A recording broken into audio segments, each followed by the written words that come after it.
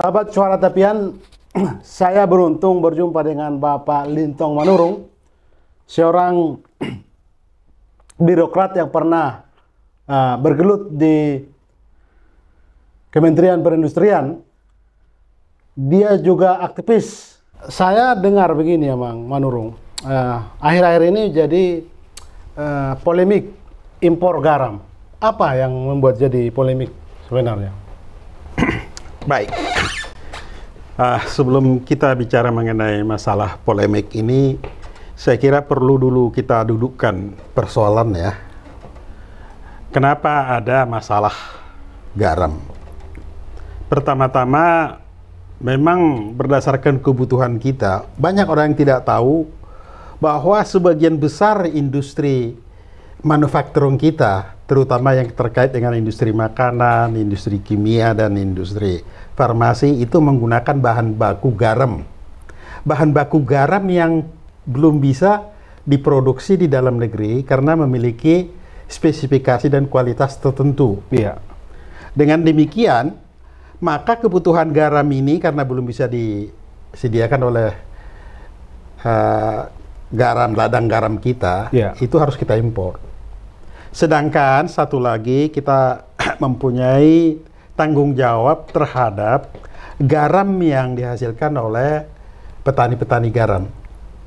Karena dikelola masih tradisional, kualitasnya masih kurang begitu baik untuk digunakan sebagai bahan baku industri, maka garam ini masih dipergunakan hanya untuk kebutuhan konsumsi dan barangkali juga untuk kebutuhan pengawetan ikan asin dan sebagainya gitu. Industri masih kurang kita ya.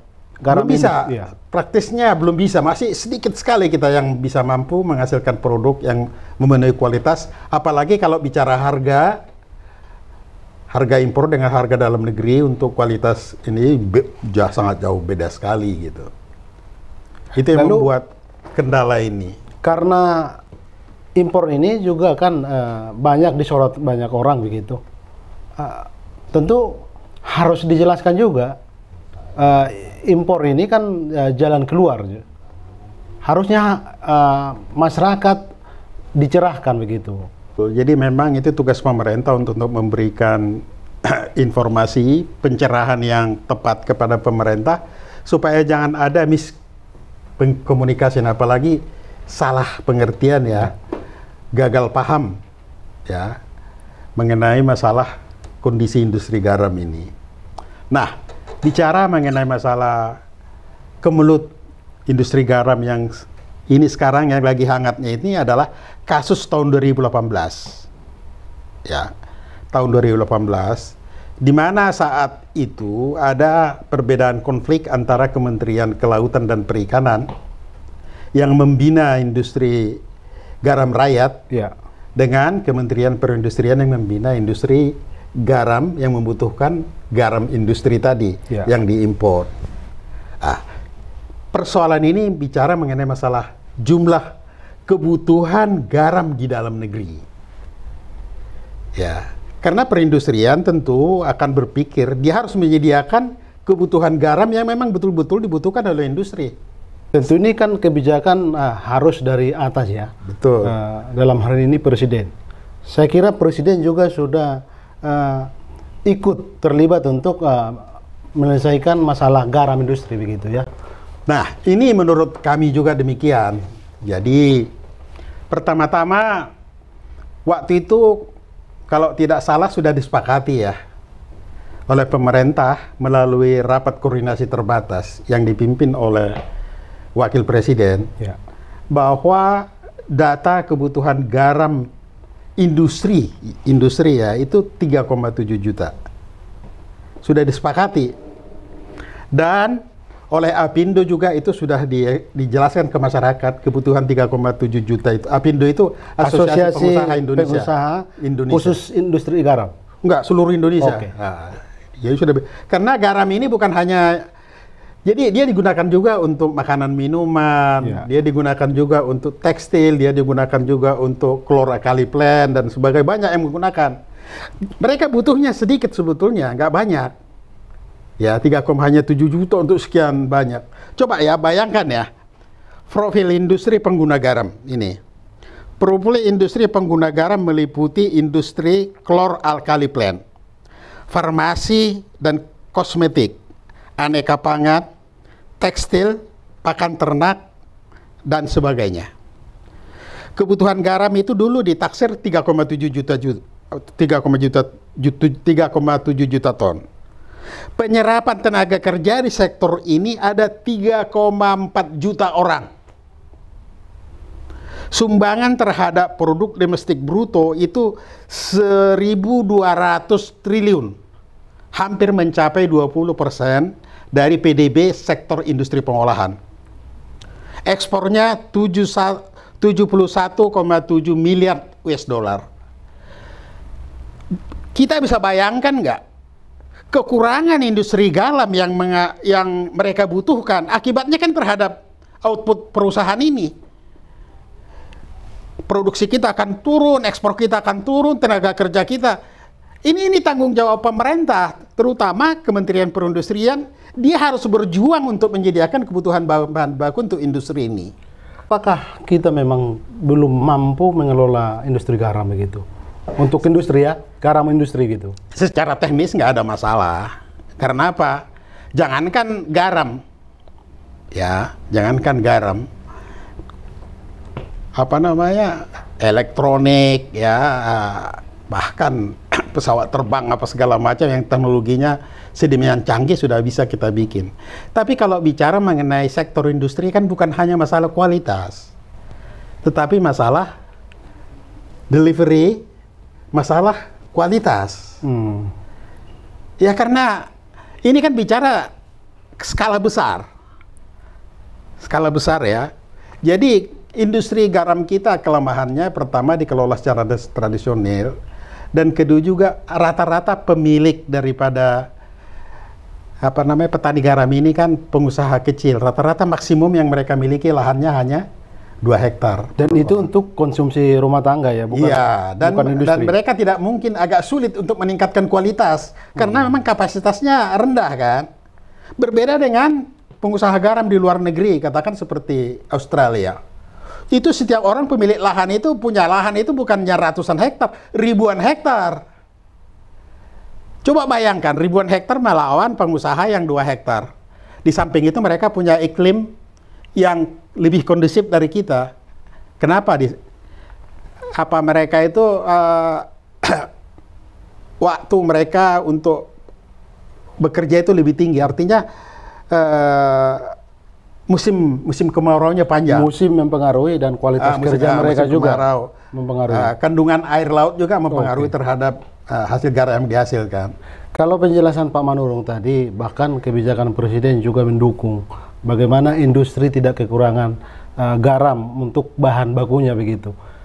Masalahnya kami dengar juga sekarang ada beberapa pejabat ditangkap karena masalah garam ini begitu. Ini yang justru yang menjadi keprihatinan bagi kita. Dan saya secara pribadi dan kita juga dari jaringan pemerhati industri perdagangan melihat tindakan dari kejaksaan ini menurut kita ini terlalu prematur ya. Kenapa demikian? Ini kan teman-teman kita ini yang melaksanakan kebijakan ini ya, pelaksana biasa di tingkat Jadi bawah. pelaksana bukan pembuat kebijakan sebenarnya mereka? Mereka pelaksana, dirjen itu pelaksana. Oke, baik. Pembuat kebijakan itu kan harus di atas. Pelaksana, dan mereka melaksanakan arahan dari pimpinan, dan mereka dikriminalisasi karena melaksanakan tugas pekerjaan mereka dengan baik gitu. Dengan tuduhan-tuduhan yang menurut kita belum clear ya. Nanti justru karena itu kita mengharapkan supaya nanti kejaksaan bisa memberikan masukan yang benar kepada kita, dan kita sebagai warga negara ya, terutama kita juga dari pers, saya kira kita berhak untuk meminta klarifikasi dari kejaksaan apa sih sebetulnya yang menjadi dasar mereka untuk menangkap teman-teman kita yang pelaksana-pelaksana ini gitu loh. Karena kita tahu juga begini, penetapan kebutuhan garam 3,7 juta itu adalah berdasarkan itu tadi saya sebutkan rapat koordinasi terbatas yang dipimpin oleh Wakil Presiden. Nah, kalau kita melihat relasi ini ya, ada di sana Kementerian Perekonomian juga saat itu mengaminkan bahwa kebutuhan kita 3,7 juta, kalau nggak salah Menteri Perekonomiannya waktu itu adalah Pak Darmin Nasution. Ya, demikian juga yang lain-lain. Saya kira sudah saatnya lah. Artinya kita ini dipertimbangkan. Dan saudara-saudara yang terkasih, kalau kita melihat jejak digital yang ada di media dari tahun 2018 sampai sekarang, kita akan melihat itu. Bagaimana nanti misalnya Menteri Perindustrian bicara, bagaimana Apindo bicara, bagaimana Pak Darmin Nasution sudah menyatakan bahwa memang kebutuhan garam industri pada saat itu adalah 3,7 juta ton. Nah, yang menjadi permasalahan yang kita lihat sekarang ini dimulai dari ada pernyataan dari Ibu Susi Pujiastuti, mantan Menteri ya, Kelautan. karena dijadikan saksi waktu itu dalam penyelidikan ini. Beliau menyatakan bahwa rekomendasi dari KKP itu hanya 1,8 juta ton. Oh, Iya kan. Sedangkan dari perindustrian sudah, bukan perindustrian sebetulnya, Rakortas itu yang menentukan 3,7 juta. Jadi ada ketidakpuasan sepertinya, itu pertama. Yang kedua, ada perubahan waktu itu. PP 09 tahun 2018 itu mengambil alih wewenang daripada Kementerian Kelautan mengenai penentuan importasi garam. Yang tadinya itu ada dari Kementerian KKP, itu diambil alih, diserahkan kepada Kementerian Perindustrian. Dan memang secara faktual kita harus tahu, yang mengerti kebutuhan bahan baku garam untuk industri itu ya tentu harus pembinanya kan, harus Kementerian Perindustrian. Saya kira agak sulit Menteri Kelautan mengetahui berapa kebutuhan garam industri karena mereka itu bukan pembinaan mereka. Jadi itu sudah tepat sebetulnya, PP 19 itu sudah tepat. Dan itulah yang dilaksanakan oleh teman-teman kita yang ditangkap ini. tapi jangan-jangan ini juga permainan politik, Pak Manurung. Nah, ini yang menjadi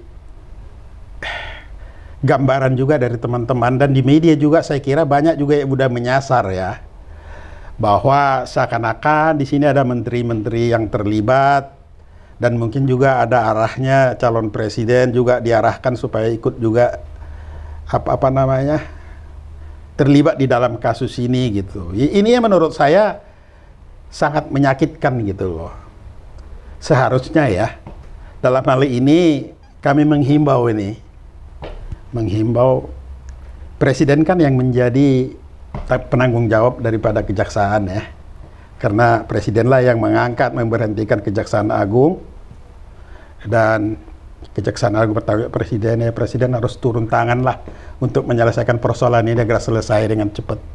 Artinya presiden diharapkan juga mengawasi, jangan-jangan kejaksaan juga karena ada permintaan untuk melakukan ini begitu.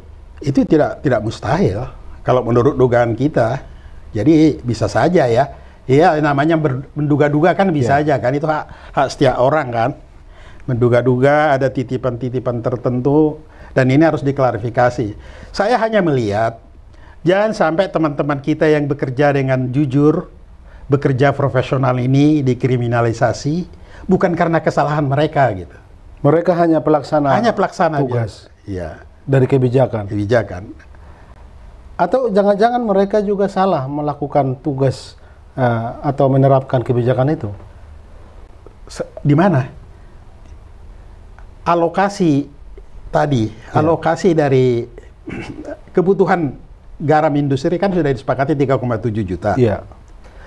Dari kebutuhan itu, perindustrian memberikan persetujuan import hanya 3,1 juta. Dari 3,1 juta itu yang direalisir hanya 2,8 juta ton. Jadi ini sesuai dengan kebutuhan. Saya nggak ngerti permainannya di mana gitu. Tidak ada yang langgar ya. Baik. Nggak ngerti. Kebutuhan 3,7 juta. Perindustrian memberikan persetujuan import yang ditetapkan juga oleh perdagangan 3,1 dan realisasinya hanya 2,8. Di mana mereka bisa bermainnya? Saya nggak paham. Kalau misalnya ada rembesan-rembesan garam industri itu digunakan untuk garam konsumsi, apa itu tugas Kementerian Perindustrian? Itu saya kira bukan. Lagi-lagi yang kita harapkan Bapak Presiden di sini turun tangan untuk mengklirkan ini, menyelesaikan ini agar ini tidak menjadi gaduh. Jangan-jangan ini nanti dibawa melebar ini ke politik begitu. Kita harapkan demikian. Jadi Presiden harus segera menurunkan timnya yang untuk penyelesaian ini. Dan saya kira juga institusi-institusi yang bertindak terlalu overacting ini harus ditertibkan lah. Sebagai pengamat garam, Anda kan sudah lama juga menggeluti bagaimana berharap bahwa kita satu saat nanti bisa swasembada terutama garam industri ini. Apa kira-kira solusi dari Bapak ke depan agar ini tidak menjadi seperti lingkaran setan terus begitu? Nah itu tadi, ya kita harus sadar bahwa kita memiliki keterbatasan dari segi climate ya. Jadi iklim kita tidak begitu baik, tidak begitu kondusif dibandingkan dengan negara-negara pesaing seperti Australia misalnya ya. Tapi kan dari segi teknis kan nggak ada masalah. Dan saya mendengar berita baik, Pak Luhut itu melalui Kemenko Invest, mereka ditugaskan untuk mengembangkan industri garam industri itu di daerah NTT. Mudah-mudahanlah program ini sukses dan ini persoalan-persoalan seperti ini jangan lagi kita hadapi, apalagi adanya orang-orang yang dikorbankan untuk hal-hal yang seperti ini ya. Ya. Saya kira kita optimis lah. Optimis. Itu bukan mustahil. Dan saya kira juga pemerintah punya kebijakan khusus supaya bagaimana harga-harga ini nanti bisa diatur sedemikian rupa sehingga industri garam yang di NTT itu juga akan bisa bertumbuh, bisa sukses dan bisa menghasilkan garam yang kita butuhkan. Kenapa di NTT? Tadi ada itu iklimnya tadi. Jadi di sana ininya musim keringnya panjang, climate-nya bagus, air lautnya. Jadi memang di NTT yang lebih layak untuk industri garam kita. Sementara yang sudah dikaji emang dari NTT ya untuk pengembangan industri garam industri. Baik Pak Manurung, terima kasih waktunya bincang-bincang dengan Suara Tapian tempat ini. Baik. Terima kasih juga, sukses untuk Suara Tapian yang sudah banyak memberikan kontribusi untuk bangsa ini, untuk seluruh kegiatan-kegiatannya. Tuhan memberkati.